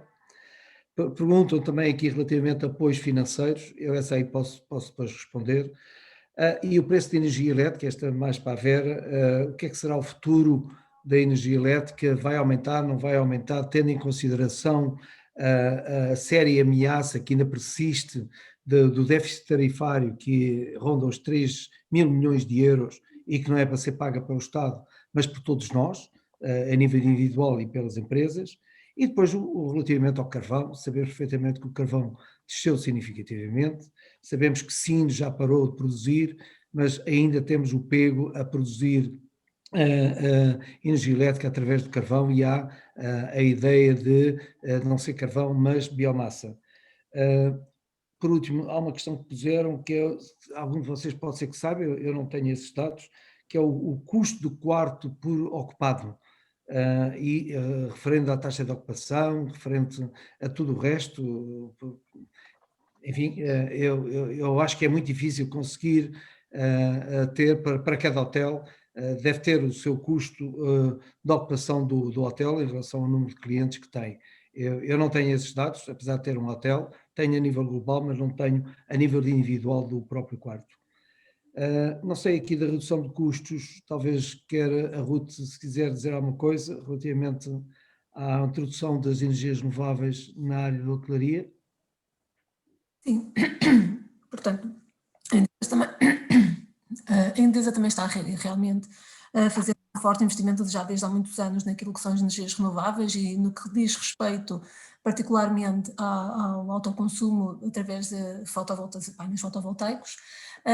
A própria legislação também tem sido benéfica no que diz respeito aos consumidores poderem investir em soluções fotovoltaicas, inclusivamente neste momento há a particularidade de se poderem fazer comunidades de energia em que pode efetivamente haver, digamos que assim, um consórcio, não será bem um consórcio, mas dentro desse género, e por acaso estava a ver aqui nos comentários, falava nos pequenos hotéis, e realmente permitiria esses pequenos hotéis, não só hotéis, e outros tipos de serviços e indústria, como é evidente, de se juntarem até com atividades de outros setores, em que uns consomem, por exemplo, mais numa determinada altura do dia e outros menos, e consomem mais noutra altura do dia, e permite efetivamente fazer uma central fotovoltaica dedicada para vários consumidores em autoconsumo e que vai ser na totalidade realmente para autoconsumo, porque tudo aquilo que vai ser produzido vai ser consumido. Por outro lado, associado também a fotovoltaico, há cada vez mais investimento nas baterias de acumulação de energia, até porque a própria tecnologia também tem evoluído no sentido de poder acumular cada vez mais energia e no sentido também de poder ter um tempo de vida útil cada vez maior e é interessante para a questão dos sistemas fotovoltaicos e é também muito interessante no que diz respeito àquilo que nós chamamos de peak shaving, ou seja, utilizar as baterias de acumulação de energia para acumularem energia durante as horas de vazio, ou seja, que é aquelas horas em que nós pagamos menos pela energia que basicamente não consumimos, não é? Porque consumimos menos, e poder utilizar essa energia depois no pico, nas horas de ponta, portanto, ou até cheia, mas pronto, essencialmente nas horas de ponta é para aquilo que nós normalmente fazemos os cálculos para ser suficiente para essas horas, em que realmente a energia é mais cara e portanto consegue-se aqui também, digamos, neste caso diria que não é bem uma eficiência energética, mas será de transferir os custos da energia com um horário que é muito caro, porque temos aqui na ponta temos dois fatores, temos a energia que é mais cara e temos a PHP, a potência horas de ponta, que também onera ainda mais a fatura, portanto conseguimos diminuir estes dois fatores no que diz respeito à fatura. Portanto são aqui duas vertentes muito interessantes, para além de que também, e isto não é bem a minha área, mas pronto, também apontar isto, que também estamos a investir nos hotéis, particularmente, nos hotéis e ginásios, na microcogeração, inclusivamente com trabalho também já feito em alguns pequenos hotéis, e portanto, e também aqui só dar este apontamento que houve aqui alguém que falava nisso, que parece que as empresas não têm interesse nos pequenos hotéis, nós estamos vocacionados também para os pequenos hoteleiros, para os pequenos edifícios, inclusivamente também, ainda falando aqui do SGE, do Sistema de Gestão de Energia, também há uma questão relacionada com isso, é totalmente complementar ao GTC, a gestão técnica centralizada, e o SGE está muito vocacionado para os pequenos, também tanto para os grandes como também para os pequenos consumidores. Eu posso dizer que nós temos clientes que, com uma simples confeitaria do bairro, portanto, em que quer saber como é que está a consumir, temos clientes assim, e depois temos indústrias também, grandes indústrias, portanto, grandes consumidores. Portanto, há aqui toda uma panóplia de consumidores neste momento muito mais interessados e querem saber como é que estão a consumir, e isto é muito interessante, e nós estamos vocacionados para todo o tipo de setores e para todo o tipo de empresas, sejam elas pequenas ou grandes. Queria também deixar esta mensagem bem clara. Por vezes podemos não ser os mais rápidos a responder, porque realmente a equipa também não é muito grande, mas temos todo o interesse em poder dar este tipo de serviço a todo o tipo de clientes, sejam eles grandes ou pequenos. Obrigado, Vera. Foste muito... Ruth. Eu só quero acrescentar uma experiência que tive. Eu estou a investir em fotovoltaico no meu PAC, e eu pago o PAC em 3 anos, portanto é um investimento interessante. Eu, como disse, eu mesmo no meu próprio hotel tenho biomassa, eu não estou ligado à rede da EDP sequer, e na biomassa eu queimo, faço calor, e esse calor vai para um chiller de absorção, que tem um consumo relativamente pequeno, e produzo água fria para o ar-condicionado. Obviamente a biomassa dá-me a água quente também para os aquecimentos. Relativamente ao preço de energia elétrica e à dívida da tarifa e o que é que pode acontecer, esta séria ameaça de 3 bilhões que ainda estamos em dívida, Ruth, o que é que pode acrescentar em relação ao custo, ao preço do futuro da energia elétrica, relativamente a este impacto que ainda está para ser absorvido? Que seja para mim, não é? Estamos a ficar juntos. Não, é assim, efetivamente é como diz, eu há bocadinho falei do preço da energia em si, mas estamos a falar da energia, da produção, não é? Ao fim e ao cabo da energia, e não tanto da parcela das tarifas de acesso, não é? Que é agora onde é incorporada a parte do déficit tarifário e outros custos que tem, e como dizia o engenheiro Carlos Alegria bem, não é? Isso há de ser passado a todos nós, seja a parte industrial, seja em termos do doméstico. Portanto, nessa parcela das tarifas de acesso, ainda que, por exemplo, este ano só a baixa tensão especial e a baixa tensão normal é que tiveram um acréscimo a rondar os 6, 7%, os demais, não é, média tensão, alta tensão e muito alta tensão, o impacto, pelo menos médio, seria nulo, não é? Isto é, não temos uma subida nem uma descida das tarifas de acesso. É lógico que a futuro, pelo menos a parcela do déficit tarifário tem que se pagar de alguma forma, não é? Portanto, seja para o ano, ou seja em 2 anos, ou 3, ou o período que for, realmente na parte das tarifas de acesso, tendo em conta só esta parcela do déficit tarifário, seria um aumento, não é? Porque é como diz, não é? Ele tem que ser distribuído. Agora, vai depender depois do que o governo decidir em que segmento é que se imputa, não é? Ao fim e ao cabo, esse diferencial do déficit tarifário, não é? Porque pode ser por via das tarifas de acesso, mas pode ser por via, sei lá, de uma nova taxa à produção, ou seja o que for, não é? Mas realmente, havendo esse custo, não é? Que é importante, como referia o engenheiro Carlos Alegria, se for por via das tarifas de acesso, levaria a um incremento do preço final, não é? Exato. Okay. Enquanto falava de preço de mercado, é o preço da energia em si, não é? Do preço da energia até ao preço que vem na fatura, há uma diversidade, pronto, há outros parâmetros que são incluídos no preço final que vem nas vossas faturas, não é? Tais como tarifa de acesso, custos de sistema, perdas na rede, pronto, há uma série de parâmetros que depois são adicionados ao preço em si de referência que eu fui mostrando ao longo da apresentação. Ok, muito obrigado. Relativamente ao carvão, falaste bem, Vera, que o preço desceu significativamente, mas isso não quer dizer que não estejam a consumir. Na Alemanha resolveram arrancar com carvão, e a China e a Índia esfregam as mãos porque com o carvão bem barato, e como eles não têm taxas de carbono, estão bem, muito obrigado, a poluir para o mundo inteiro, não é? Sim, sim, a questão que se põe é, quando eu referia o do carvão, é que o carvão atualmente em 2020 eu acho que nem chegou a 4% do mix de produção nacional. Pronto, e isto acontece porquê? Porque quando precisamos de backup, seja carvão, seja gás, não é?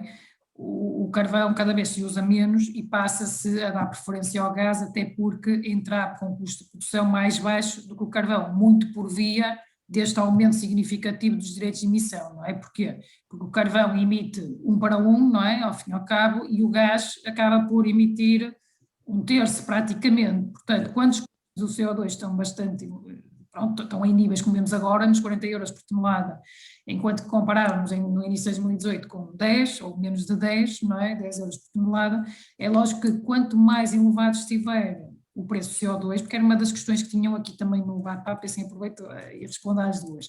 Quanto mais altos estiver os preços dos direitos de emissão, à partida, mais altos estariam os preços de energia elétrica, porque, como referi no início da minha apresentação, o que marca o preço de mercado é a última tecnologia a entrar. Portanto, por mais renovável que se tenha naquela hora, se a última tecnologia a entrar for o gás ou for outra tecnologia de produção com um preço mais elevado, não é? Vai ser esse preço que vai ficar em mercado para aquela hora. Por isso, é lógico que cada vez menos carvão, por exemplo, que falava da central de pega, a expectativa é que pare de funcionar agora já em 2021, mas na Alemanha, o exemplo que usou o engenheiro Carlos Alegria, e por isso é que víamos naquele último gráfico que tinha a minha apresentação, enquanto que o preço em Portugal e em Espanha ao longo dos anos ia reduzindo, na Alemanha mantinha-se mais ou menos estável nos 50 euros por megawatt-hora à data de hoje, não é? Porquê? Porque realmente, apesar de eles já terem uma boa fatia de produção com renovável, têm ainda o carvão com um peso significativo no mix. Isto porquê? Porque eles, para além, porque eles têm carvão nacional a um preço bastante mais baixo do que o carvão importado, por isso, por mais que apostem na transição energética, não é? Lá na Alemanha, pelo menos o carvão eu acho que ainda estará para durar uns bons anos, não é? Porque em termos económicos justifica mantê-lo, não é? Sim, senhora. Olha, obrigado, Vera. Nada, As obrigado. perguntas que fizeram foi relativamente a apoios financeiros que há para a área de hotelaria. Eu devo dizer que o PRR, infelizmente, para a área de hotelaria é nula. A única coisa que há é realmente 100 mil vales, que é para obras que contribuam para a eficiência energética nas habitações. De facto, no programa de cooperação e resiliência não há apoios. Enfim, eu ia dar por terminado esta webinar, agradecendo à HP e, enfim, aos meus colegas que falaram, que é a Vera, a Ruth e ao Luís, e muito obrigado.